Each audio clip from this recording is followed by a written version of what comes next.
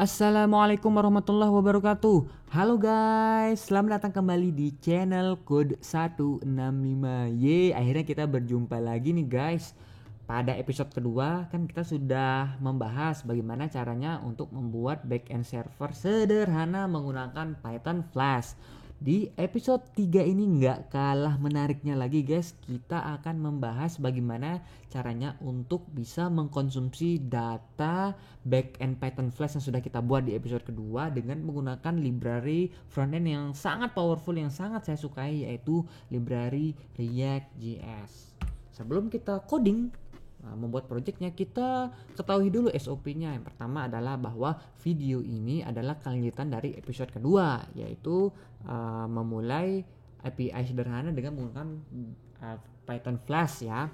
Yang kedua adalah ketika jadi bagi teman-teman yang baru mengikuti episode ketiga ini ya, saya sudah lampirkan link GitHub project episode kedua backend Python Flash-nya ya. Silakan teman-teman git clone atau download lalu pasang ya. Silakan baca dan tonton video episode kedua. Nah, setelah teman-teman install, jalankan server backend-nya ya. Kemudian install Node.js-nya ya. Silakan download dan install Node.js.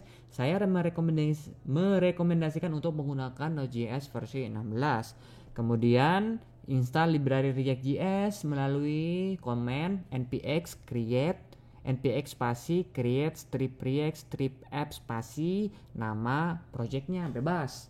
Kemudian install library Axios-nya untuk request data. Keenam adalah melakukan request data dari server backend. Lalu yang terakhir adalah kita tampilkan data hasil request itu ke frontend atau HTML-nya. Oke, langsung saja ya. Yang kedua, kita jalankan servernya ya guys.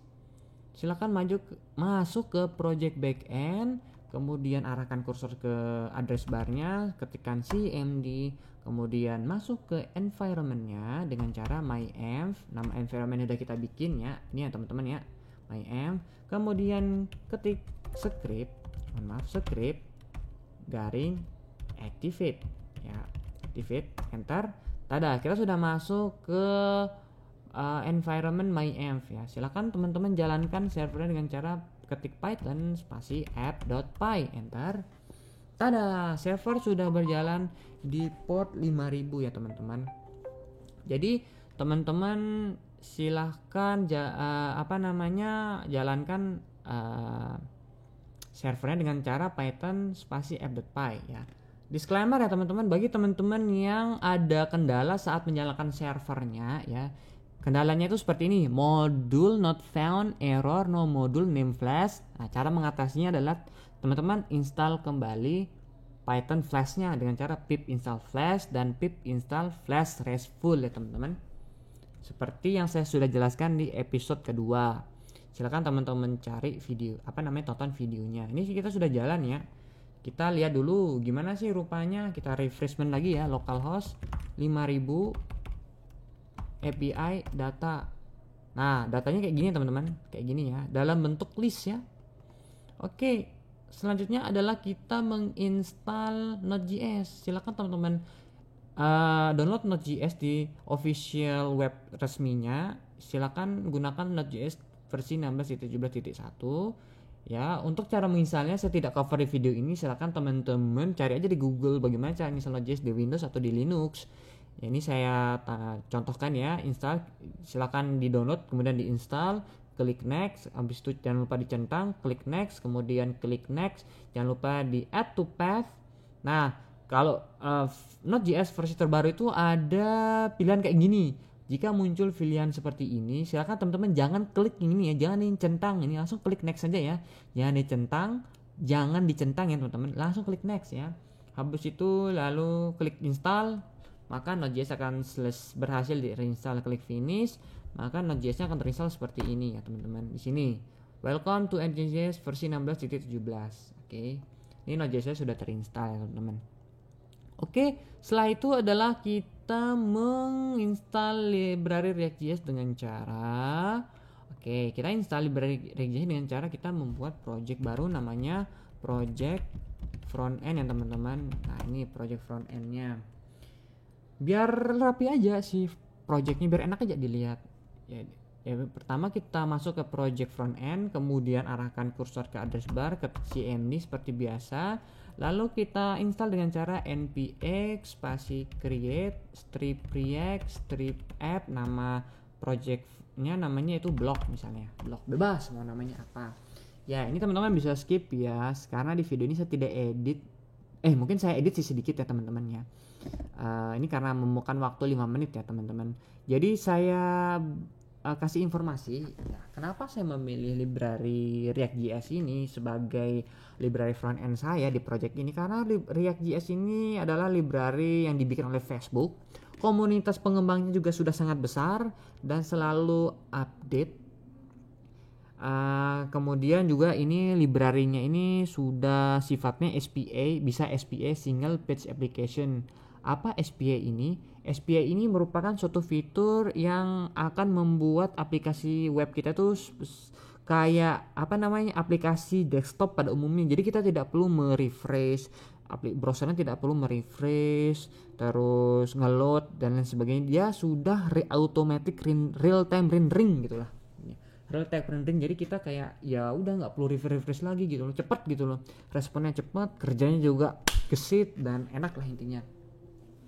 Nah kemudian kenapa saya pakai React ya, karena dia itu juga adalah library yang pertama kali saya pelajari itu adalah React. Jadi saya cuma bisa React sih. Kalau yang Angular, Svelte, nah itu saya kurang tahu sih itu kayak gimana library-nya. Tapi yang Pythonic banget itu React.js. Library JavaScript yang saya suka itu ya React.js, karena dia sekali kita belajar React.js kita juga sudah bisa belajar React Native. Membuat Android atau iOS menggunakan React. Cukup belajar React kita sudah bisa membuat web, bisa membuat mobile programming, mobile Android, iOS. Dan salah satu yang unik lagi di React.js ini adalah React.js itu mengeluarkan yang namanya React 360 ya. React 360 itu kita bisa membuat aplikasi untuk virtual reality.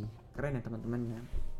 Atau misalnya kayak gini nih, teman-teman punya project IoT ya menggunakan Android, mau mengirim data dari Android ke web ya. Jadi data dikirim ke web, masuk ke backend. Nah backendnya itu akan mengupdate query-nya, mengupdate datanya kan. Nah si front end React ini akan secara otomatis mensinkronkan data itu secara real time gitu. Jadi dia nggak perlu kita refresh satu-satu, refresh supaya update datanya setiap sampling data, itu nggak perlu. Jadi dia sudah otomatis real time rendering. Itu sih enaknya. Jadi kayak hidup banget nih aplikasinya. Wah ini kayak aplikasinya tuh kayak wah ini keren banget nih. Maksudnya nggak perlu nunggu kayak ya nggak perlu kita ngoding desktopnya ya kayak gitu ya. Nggak perlu kita ngoding berat-berat gitu lah. Oke, ini sudah berhasil kita install ya. Di sini ada kutipan happy hacking. Oke. Ini kita sudah berhasil menginstal React. Kemudian silakan masuk ke project React yang sudah dibikin. Tadi kan saya bikin blog. Nah, ini dia. Nah, tadi ini kita kan sudah menyalakan server backend-nya ya. Sekarang kita jalankan server front-end-nya dengan cara ketik npm spasi start. Tada ya teman-teman nih. Ini kita sudah jalan ya. Oke, di blog ini kan tadi kita sudah kita punya struktur project seperti ini kan. Ada file src, ada file public, folder public, git, ignore, package dan lain sebagainya. Silakan teman-teman masuk ke project blog ini menggunakan text editor kesayangan teman-teman. Kalau text editor kesayangan saya di sini adalah Visual Studio Code. Cara manggilnya code spasi titik enter. Nah ini dia teman-teman. Oke, nah kita sudah berada di project foldernya blognya itu sendiri. Jadi saya perkenalan dikit dulu ya. Jadi kita akan coding di src app.js. Di sini kita coding ya. Untuk file-file yang lainnya jangan diotak-atik ya. Terutama index.js ini jangan diotak-atik sama sekali ya guys. Biarkan saja. Kita akan ngoding di app.js. Ini kita akan lihat apakah aplikasi kita sudah terinstall. Oh ya, ini sudah jalan ya. Jadi React.js itu menjalankan localhost di port 3000 ya teman-teman. Nah ini jalannya di 3000 ya teman-teman, localhost 3000. Ini alamat untuk front end-nya ya. Oke, sekarang kita mulai saja codingnya. Sebelum kita mulai, kita perbesar dulu ya. Karena mungkin teman-teman ada yang minus mungkin matanya atau kendala kalau melihat codingan yang kecil-kecil ya. Saya juga begitu ya, lebih suka yang gede-gede. Oke, ini kita hapus saja teman-teman ya. Kita hapus saja. Ini kita hapus saja, tidak penting ini, tidak penting kita nggak perlukan. Jadi ya kita misalnya nih coding simple aja ya, kita pakai ya H1 halo dunia ya nih. Oke ya, ini jadi saya ingin kasih tahu informasi bahwa function app ini adalah sebuah komponen ya. Ini adalah komponen dasar dari React yang akan dipanggil ya. Coba kita jalankan. Nah, ini halo dunia udah muncul ya teman-teman, halo dunia. Nah, ketika kita halo dunia code 165 save, otomatis tada, berubah kan. Nah, itu dah React, kerennya React, dia automatic real time rendering ya. Nah, ini biar lebih afdol ya, kita mulai project secara sistematis. Yang pertama adalah kita tentu saja sebelum kita mulai projectnya, kita mulai coding, ada yang kelupaan. Kita install dulu library-nya ya, library yang namanya Axios ya. Kita install Axios ya, library Axios untuk request data ya. Silakan buka kembali CMD-nya, arahkan ke sini, atau ini aja deh biar enak. Kita jangan lupa klik aja Ctrl J di sini. Ini dia otomatis mengarahkan ke pet project-nya. Kita install Axios dengan cara npm install Axios, enter.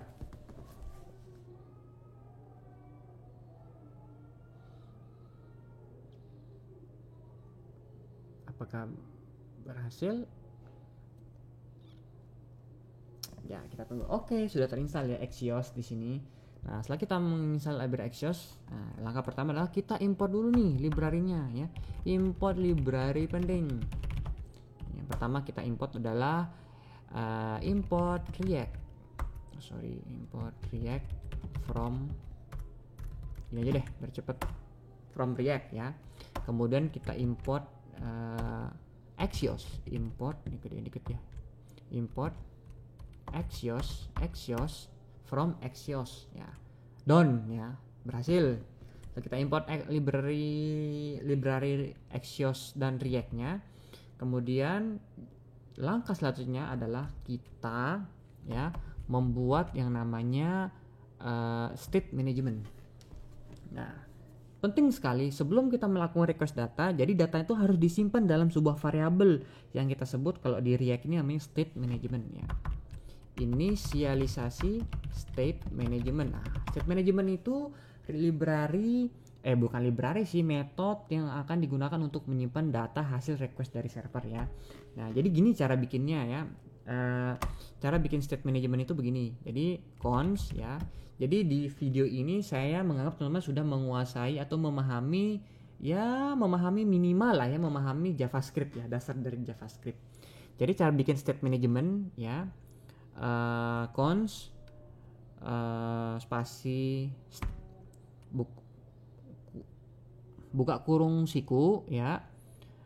Nama state managementnya bebas, mau namanya apa, misalnya di sini mau state atau data, misalnya di sini data, koma. Nah, jadi variabel data ini yang akan kita panggil di HTML-nya ya. Ini yang akan dipanggil oleh browser ya, variabelnya akan dipanggil. Sementara variabel untuk mengeset variabel atau memasukkan nilai variabel itu adalah setter ya. Ini namanya set data, bebas namanya set data, tapi usahakan biar lebih terstruktur. Ini namanya mirip-mirip dengan variabel getternya nih, variabel yang akan dipanggil data.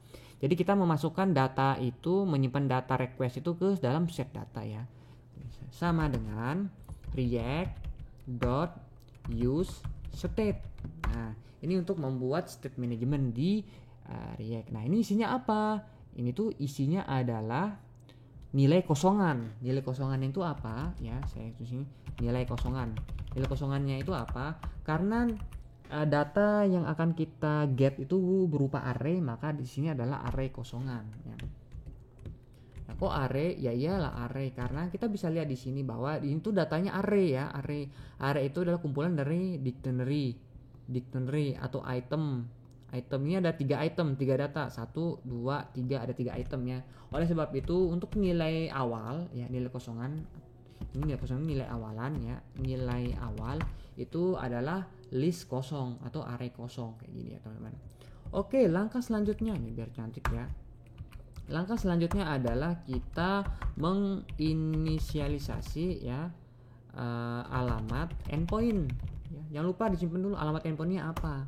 Dengan cara spasi alamat endpoint atau alamat endpoint ya, sama dengan http halamat backendnya ya teman-teman, maksudnya ya, http localhost .2 5000 API garing data ini ya. Oke, ini yang akan dipanggil oleh Axios ya, butuh ini biar lebih cantik aja sih, biar lebih rapi aja sih codingannya. Oke, enter, kemudian kita melakukan yang namanya loading data. Nah, bagaimana cara kita untuk melakukan loading data? Kita butuh suatu metode dari React yang namanya use effect ya. Butuh namanya use effect. Use effect ini gunanya apa? Nah, jadi ketika aplikasi web React kita itu di load pertama kali, dia si React ini, si browser ini akan secara otomatis mengeksekusi tanpa kita perintah ya request get dari Axios-nya itu. Nah, jadi dia akan mengeksekusi suatu perintah secara otomatis lah, gitu gunanya use effect ya, mengeksekusi secara otomatis ketika pertama kali dibuka. Nah, itulah intinya. Eksekusi otomatis ketika pertama kali dibuka browsernya, gitulah ya, atau appnya. Bagaimana cara membuatnya? Yaitu gampang ya, gampang susah sih, tapi simple. Cara buatnya adalah dengan cara panggil React-nya, panggil method use effect ya, buka kurung. Nah, habis itu kita buat array function ya, array function JavaScript. Gini cara bikinnya, buka kurung, tanda panah, kemudian tutup kurung kurawal, koma, array kosong atau list kosong. Gini cara bikin use effect-nya.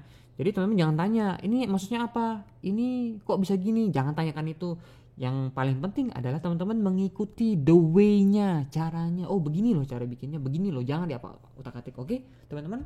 Biar soalnya nanti kalau saya jelasin take time ya, butuh waktu yang lama. Jadi silakan enter di sini. Nah, silakan Pak kita melakukan query data dengan Axios ya, query data get ya, maksudnya ini bukan query tapi request data ya, alias get data ya, get dari Axios. Oke, request data dari backend. Bagaimana cara menggunakan Axios? Yaitu panggil Axios-nya, huruf kecil lah guys, panggil Axios-nya, Axios dot panggil method get, buka kurung, panggil alamat endpoint-nya, habis itu ketik then ya, jadi panggil metode di Axios itu yang namanya promise ya, panggil promise-nya untuk kita melakukan eksekusi penyimpanan ke variabel data ya. Kita eksekusi penyimpanannya, caranya adalah kita buat array function namanya respon ya, sama dengan bikin panggil set datanya. Jadi kita mau nyimpen nih, mau ngeset datanya, mau nyimpen ke variabel data. Caranya panggil set datanya, habis itu buka kurung, kemudian ketik res.data. Gini ya teman-teman, res.data ya. Save. Kemudian kita lihat hasilnya ya, teman-teman bisa lihat hasilnya ya dengan cara console.log panggil data. Dah, lihat hasilnya apakah terisi datanya dengan hasil request get tadi ya. Lihat hasilnya, silakan buka browsernya ini, silakan klik Ctrl Shift I, bukan klik, ketik maksudnya. Nah, ini di refresh dulu ya teman-teman. Silakan di refresh. Apakah ada error? Wah, ini ada error nih. Nah, ini di sini kita bisa lihat access to X bla bla bla bla bla has been blocked by course policy. Jadi akses ke server backend localhost 5000 garing API garing data ini diblok, nggak diizinkan karena dia tidak memiliki yang namanya access control allow origin. Nah, bagaimana cara mengatasi error seperti ini? Cara mengatasinya adalah kita masuk kembali, buka lagi project backendnya ya. Kita menginstal yang ada namanya library yang namanya Flash Course ya. Nah, bagi teman-teman yang baru mengikuti episode ini, silakan teman-teman buka kembali episode kedua, atau silakan teman-teman git clone atau download link GitHub yang sudah saya berikan, link GitHub yang menuju ke project backendnya. Silakan menuju ke project backendnya, ada di sini. Seperti biasa, buka CMD, kemudian masuk ke text editornya yang langsung mengarahkan ke project backendnya. Oke, ini dia teman-teman. Nah, ini dia kan, ini kan project backend kita ya. Nah, kemudian silahkan teman-teman ketik atau gini aja ya, di sini aja ya teman-teman biar lebih enak ya.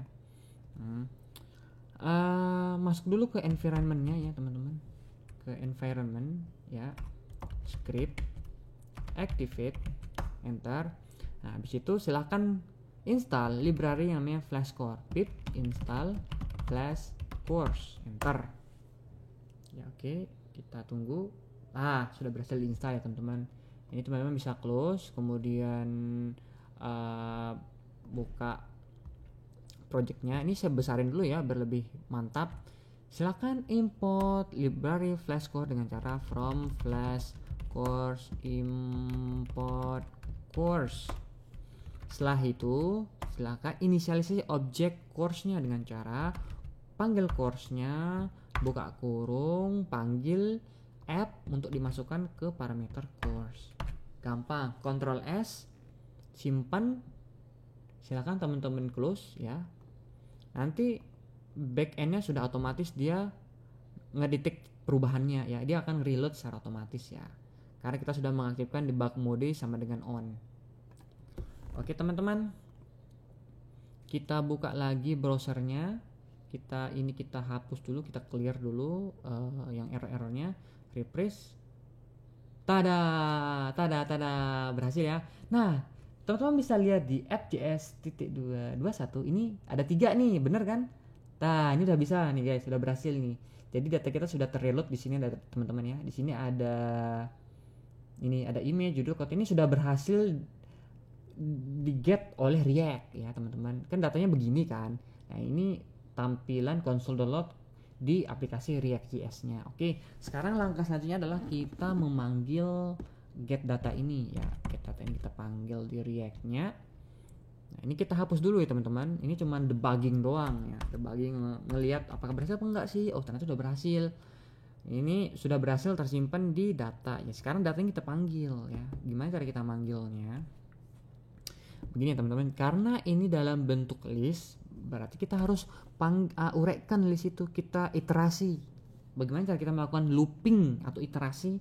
Dengan cara panggil kurung kurawal, panggil data ya, data, variabel data dot map ya. Habis itu inisialisasi mapnya, callback functionnya namanya misalnya item. Kita ini buat arrow function ya, arrow function baru ya, namanya item, kemudian arrow, kemudian jangan lupa nih kurung kurawal kayak gini ya teman-teman ya, kurung kurawal kayak gini, klik enter. Nah, ketikkan return, buka kurung. Nah, di sini baru kita bisa menginisialisasi HTML-nya. Jadi kita mau ngeloop nih, mau ngeloop tag-nya itu, tagging HTML-nya itu sebanyak data yang ada di list atau array-nya ya. Kita tulis misalnya contoh lah ya, P ya, pakai paragraf ya. Nah, kita tulis panggil item dot, misalnya nama, misalnya kan di sini kita panggil misalnya judul ya, judul, kita panggil judul, tampilkan judul, save, kita lihat, tada, berhasil ya teman-teman. Cara produktif, cara sehat. Coba kita ganti ini jadi H1 ya teman-teman, H1, ini H1 juga. Nah, ini udah berhasil, udah berubah ya teman-teman HTML-nya. Ini saya close dulu ya biar lebih leluasa. Nah, kemudian, nah ini ada yang masih belum lengkap nih informasinya, kita tambahin lagi ya teman-teman. Ini kita buat dulu div ya, karena kita akan memanggil beberapa HTML tag ya.